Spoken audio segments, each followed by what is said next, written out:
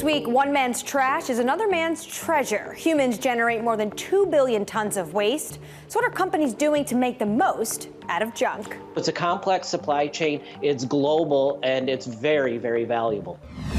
The plastic pandemic, efforts to reduce the use of single-use plastics took a massive step back during the pandemic as safety replaced sustainability.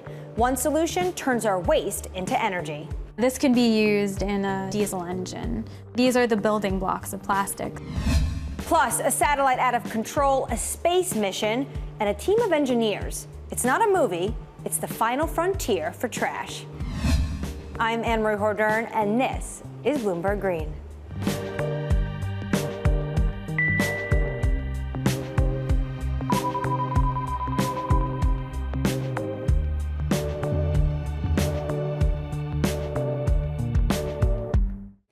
It's cheap, malleable, comes in every color, and doesn't degrade. It's been more than 100 years since fully synthetic plastic was invented. And although the technology is nothing short of revolutionary, there's one big problem. We haven't figured out how to deal with it. The idea behind recycling is simple. By breaking old products down and converting them into something usable again, we conserve natural resources. It saves forests, cuts emissions, and means less pollution. Sadly, it's not that simple. Recycling is deeply entwined with our economic system and, right now, doesn't make much economic sense. It often costs more to recycle than it does to just throw things away, which is bad news for the environment. Recycling took off globally, mainly thanks to China. Back in the 90s, China experienced a manufacturing boom and began exporting more and more goods. The makers of these goods were hungry for metals and plastics to refashion into new products and used paper to package them up. So countries like the US were able to load the ships recently emptied of Chinese exports with tons of their waste. Everybody won. The US found a huge customer willing to pay for rubbish, which now wasn't going to landfill, and China capitalized on the empty ships returning home, full of material ready for reprocessing. For years, the amount of waste China collected grew and grew, and the world became reliant. But that all changed in 2017. China has introduced new restrictions on the import of foreign waste. The Chinese government now bans the imports of 24 types of scrap. It turns out taking the world's rubbish wasn't particularly good for China's environment. China is tired of importing our trash. The decision to ban imports sent prices of waste materials plummeting and upended global recycling markets, creating a crisis for communities that had relied on sales of rubbish to subsidize the cost of collecting it. In the US, the average price of used corrugated cardboard fell 85% in 2 years to $28 per tonne in August 2019. Recycled materials are commodities, just like oil, gold or caviar, and their value rises and falls due to market conditions. For example, when prices are low, it's often cheaper to make that water bottle from freshly drilled gas. And careless recycling can add to the cost. Just one pizza box in a pile of cardboard can ruin the whole batch, as the oils in it can't be separated from the paper fibre. At the same time, big companies like Mars, PepsiCo and Unilever have vowed to cut use of virgin plastic and pledged to use more recycled and biodegradable goods, a feat that may need the reinvention of some manufacturing practices. So is it worth paying for? Recycling saves serious amounts of energy, which in turn means lower greenhouse gas emissions.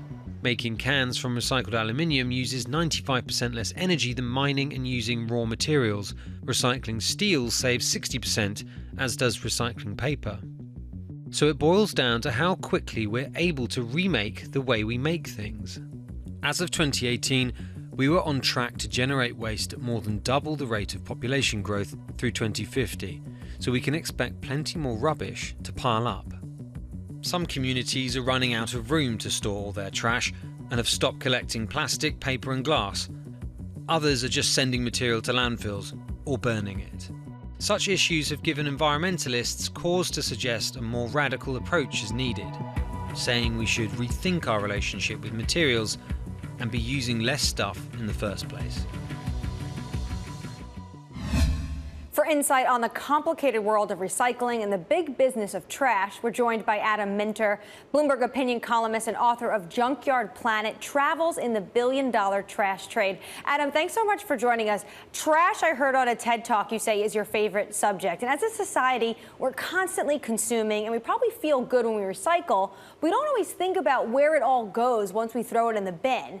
It's hugely important for climate change, very complex industry. Help us understand the size, scale, and scope of all of our waste. Waste can really be defined and divided into a number of different categories. There's straight up garbage, which is stuff that generally can't be reused. You know, in places like New York, it's very easy to define. It's the stuff that doesn't go into the recycling bin, and it'll be taken, say, to an incinerator. It'll be taken to a landfill. That's a very big business, and that's a lot of stuff, and it has huge climate impacts, whether it's burnt or put in a landfill, because if it goes into a landfill, it emits methane.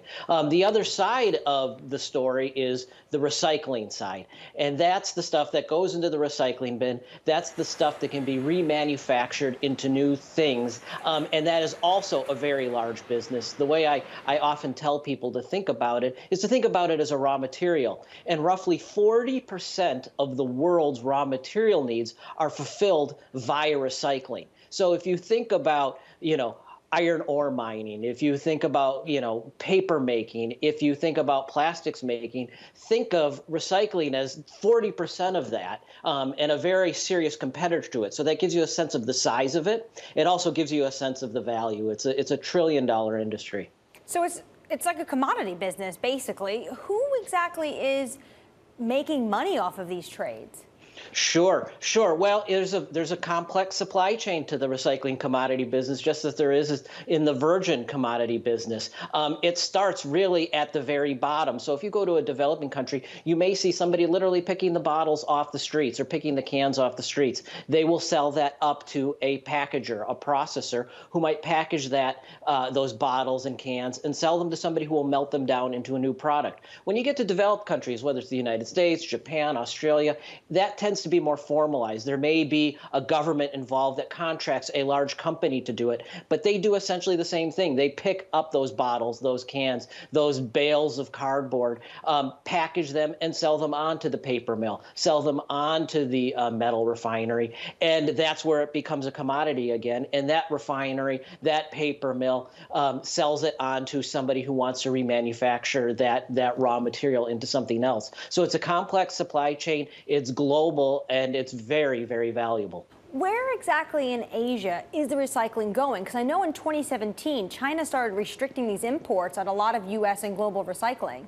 Well, you can basically, if you want to know where the recycling's going, you just have to know where the manufacturing is. And as we all know, for 30 years, China has been manufacturer to the world, and it has also been the world's largest importer of recyclables. So it has been primarily moving to China, but that's changing. As China has sort of diversified how it manufactures, it starts to offshore some of its manufacturing to places like Malaysia, some of it to Vietnam. As global companies start to move their manufacturing out of China to places like Malaysia, Vietnam, Bangladesh, wherever it may be, you see the recycling start to move to those countries as well. So there's this misperception, this myth that this stuff was dumped on China, that China didn't want it. But I think that's the wrong way to think of it, because all of that recycling that has moved from developed countries to developing countries, from the U.S. to China, was actually purchased. You wrote a piece a few years ago about the plastic straw and how that wasn't really the problem, even though we've seen environmentalists really push that narrative to the forefront. What do environmentalists get wrong when it comes to our waste? Well, I think there's a couple of things that they get wrong. One, there tends to be a fixation on relatively minor items that aren't a major part of the waste stream and really don't have much of an impact. So you get things like obsessions with plastic straws, for example. Plastic straws are a very, very, very minor part of the overall waste stream. Far bigger, and what I wrote in that piece was, plastics associated with fishing nets. In fact, anybody who spends time, researching plastics in the oceans knows, and the data is there, that old fishing nets and other pieces of equipment that fall off of fishing boats and other kinds of boats have a much bigger impact on the oceans and much bigger impact on sea life. So one of the things that environmentalists get wrong is they tend to focus on consumer goods that really don't have a very big impact on the overall recycling stream, and remediating them tends to distract from tackling some of the bigger issues out there that are impacting the environment. Coming up, masks, gloves, and PPE. The coronavirus pandemic has seen the world's dependence on plastic soar. But is there a way to turn our garbage into green energy? Plus, it's not just the trash on Earth that's a problem. Space junk is cluttering our way to the stars. We look at the companies trying to clear up the upper atmosphere. This is Bloomberg Green.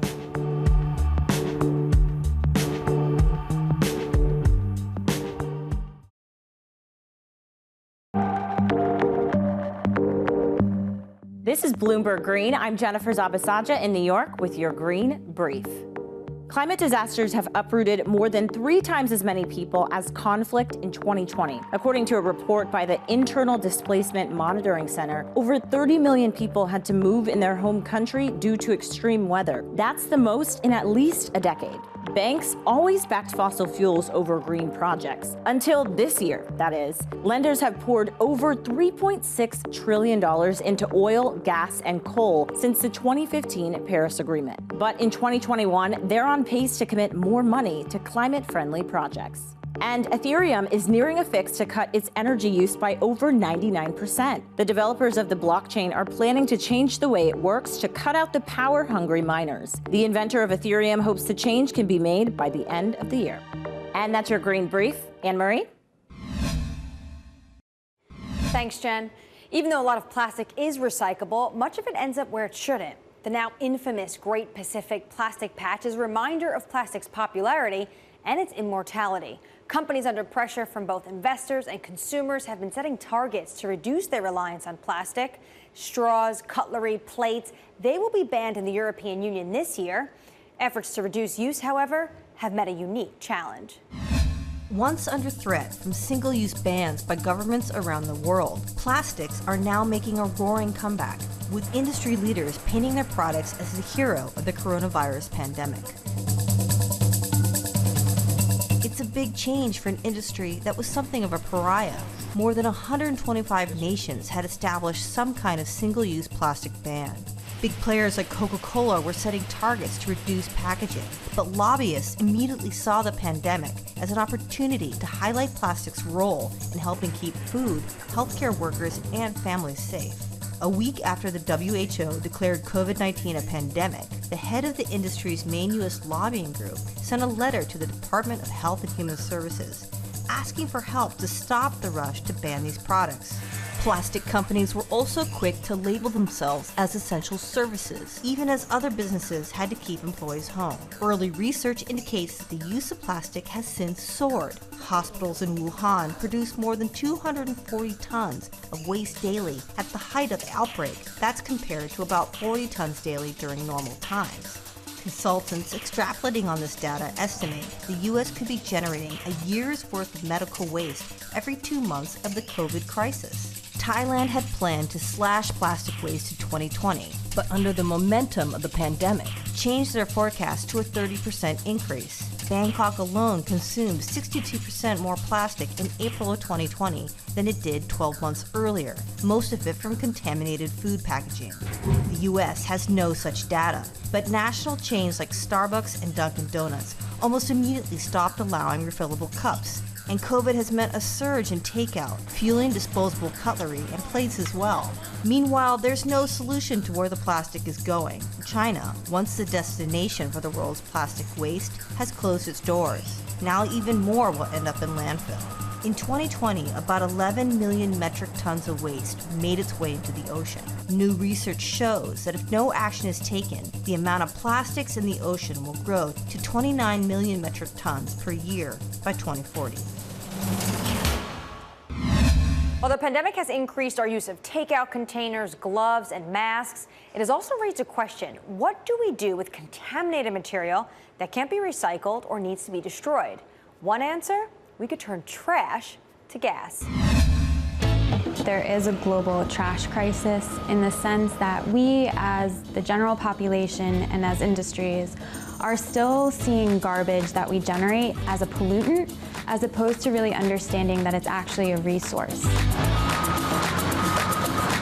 We all generate garbage at the rate of something like 4 to 5 pounds per person per day, and that adds up to hundreds of millions of tons a year. Waste to energy refers to converting waste into electricity and heat through combustion. An incinerator, or like a hazardous waste incinerator, its only focus is to incinerate the material without any interest to recover energy or materials because they want to render it benign. A waste energy facility is designed to do that and extract energy and materials. There are other types of technologies that fall under this umbrella of thermal conversion of waste, and those are gasification and pyrolysis. This is an example of what would go into a pyrolysis facility. It's introduced into a hopper, and then you have pyrolysis reactors that operate between 400 and 600 degrees Celsius, so that intermediate gas is then cooled down through a series of cyclones, and in those cyclones you start getting oils that drop out at different temperatures. This could be used in a diesel engine. These are the building blocks of plastics, so one thing that's being looked into is how to essentially use these oils to make new plastic products. Mixed garbage, stuff that you and I throw away that's not separated, black bag, is good for waste to energy, classic mass burn combustion, which is the dominant, most mature, developed technology that's out there. Pure streams like plastic, very good for pyrolysis. Gasification can handle plastic, it could handle paper, textile, wet organics, but there you help that by adjusting the oxygen. When we look at waste to energy in the US, it's at 13%, whereas in the EU, it's at 24%. There are countries that have gone to zero landfilling, and they are recycling at some of the highest rates there are. Here in the US, we hardly have any national policies around waste management. And the reason that we landfill so much in the US is because it's one of the cheapest waste practices. Landfilling costs between $20 to $50 per ton, whereas for waste to energy, it's currently over $100 per ton. Waste to energy only exists to address that waste that cannot be mechanically recycled. I see it as an environmental remediation technology. The added benefit is that it just happens to also extract energy from it. It's offsetting the need to deplete more natural resources. For every ton of garbage that we put through a waste-to-energy facility, it's been demonstrated in many different studies that that's a ton of CO2 reduction. There's about 75 or 78 facilities in the United States, and that's actually down from about 95 over the past few years. Why isn't there more? The engineering challenge with managing waste for these processes is that it's constantly changing. If you look into your garbage can, there's such an array of materials that you're using every day and disposing every day. The gasification systems work. The pyrolysis systems work. It's, can they be assured of the correct streams that they're getting? Can they be assured the final product that they're making can be sold or used? Can they accommodate the scale to what they have to manage? Then in the end, this works to the economics. The technologies exist to really reap the benefits of our waste. The first step could be in improving the waste collection infrastructure. What's needed is a technical education of the general public to really know what's happening to their waste and where it's going, so we can help improve recycling rates, as well as policy makers to really start implementing solutions that will work. For more from our Quicktake team, go to Bloomberg.com or at Quicktake on Twitter. Coming up, in a galaxy not so far away, space waste. Debris from satellites and rockets litters our planet's orbit, risking collisions that could trap humanity on Earth for good. We take a look at a company clearing the way to the stars. This is Bloomberg Green.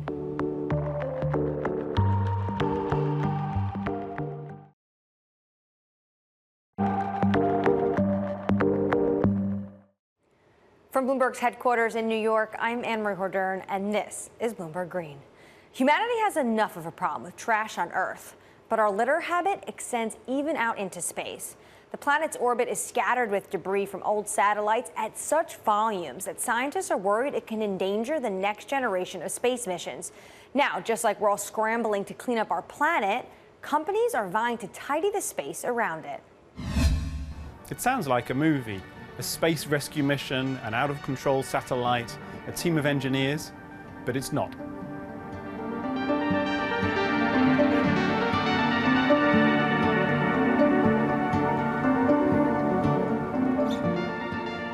Scientists based near Oxford in England will spend the next few months trying to do something that's never been achieved. Steer a spacecraft in orbit to grab a satellite that's tumbling around the Earth at almost 8 kilometers per second. Guided using an array of laser and radiometric positioning devices, Astroscale's ELSA-D chaser vehicle will use delicate thruster movements to match the target's chaotic spinning motion so it can latch onto it with a robotic arm. They're not just doing this to prove they can. This is a business venture, and success could give Britain's space industry a head start in the race to solve a problem that's threatening the viability of future space investment. There are more than 8,000 tons of useless space junk zipping around the planet, made up of around 26,000 objects wider than 10 centimeters that could smash a satellite to bits in a collision. That could knock out vital functions from Earth observation to disaster management, navigation, weather forecasting, and remote communications. It already happened in 2009 when an active Iridium communication satellite collided with a defunct military satellite made by Russia. The US, China, Russia, and India have added to the debris problem by testing their ability to blow up a satellite with a missile. The assortment of orbiting rubbish now ranges from tiny scraps of discarded rocket stages to EnviSat, an observation satellite as big as a London bus and solar arrays wider than a soccer pitch that's been drifting out of control since it failed almost a decade ago. There are more than 1,900 active satellites in low Earth orbit. Now, Elon Musk and others plan to launch as many as 10,000 more to offer broadband internet services from space. That investment boom could be short-lived if more collisions cascade into further smashes that cause a mass of debris that leaves the most useful portion of space unusable for centuries. The world got a wake-up call in 2019 when a European satellite was forced to change its position in orbit to avoid colliding with a communication satellite operated by Elon Musk's SpaceX. If British companies can corner the market for pulling space junk out of orbit, it would be a rare cause for celebration in a national space industry that's faced years of underinvestment. The UK's departure from the European Union has been painful for the country's space industry, which traditionally leaned on European partners for engineering expertise and help with managing complex projects. Through all the confusion over Britain's future in space, one thing everyone seems to agree on is there's an opportunity to carve out a niche in cleaning up orbit and managing space traffic. The UK has expertise in space law and regulation, powerful military radar, and a centre for monitoring space weather. Its diplomats have been working quietly for years to build global support for norms of behaviour in space, from designating clear orbits to ensuring spacecraft owners pull down their equipment at the end of its life so it burns up on re-entry. Musk and Jeff Bezos could be among the first to spend serious money on removing space junk. The first generation of their satellite broadband constellations will need to be replaced after 5 or 6 years, and they'll need someone to sweep the orbits clean to make way for thousands of newer, more sophisticated satellites. Here, the UK's shoestring space budgets might turn out to be an advantage. Astroscale says it's had to produce its solution on a small budget. That low cost could finally be what convinces the owners of satellites to open their wallets and subsidise a new push for cleaner, safer skies. That does it for this week's edition, but keep the conversation going. Follow us on Twitter @Climate. I'm Anne-Marie Cordern, and this is Bloomberg Green.